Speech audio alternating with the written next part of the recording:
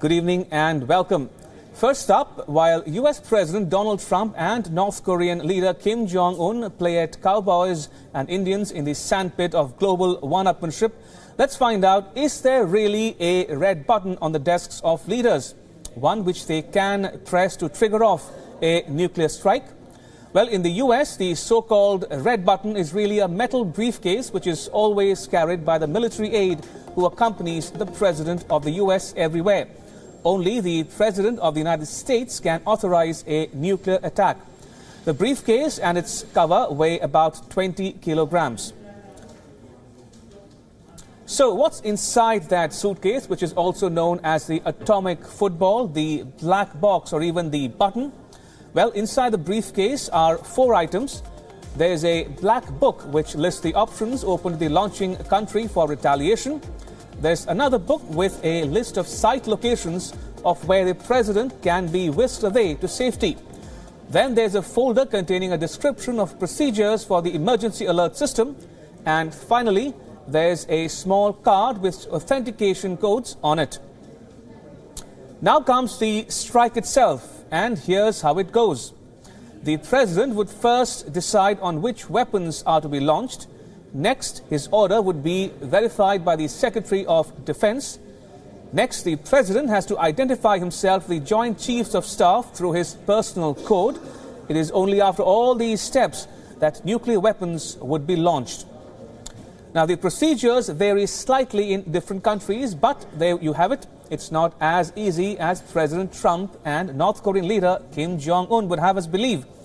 In short, the red button does not exist. It is a visual image out of the movies, a metaphor of sorts to imply that all power rests in the highest office, that of Prime Minister or President. All right, I have with me WION Senior Foreign Editor Padma Rao, who is joining us from the WION newsroom this evening. Good evening, Padma. What do you make of this unseemly public spat, if you will, about between Trump on the one hand and Kim Jong-un on the other hand?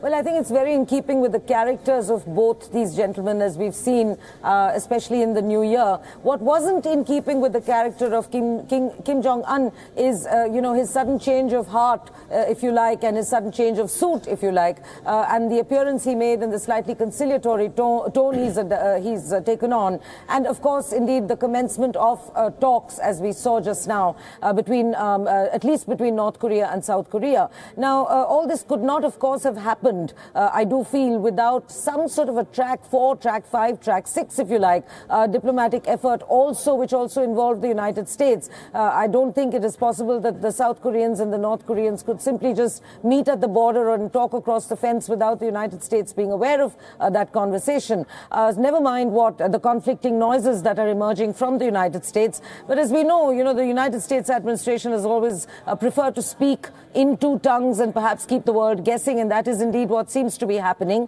But it is a welcome sign. And as far as the talk about the red button is concerned, as the story just said, this is really, about 2 global leaders having a little sandpit spat in the sandpit of international politics, if you like. And I think that's it's more for consumption, public consumption, than what is really likely to emerge. Because as we saw, there really is no red button. It's not that easy to press a red button without an entire chain of command and control being in place.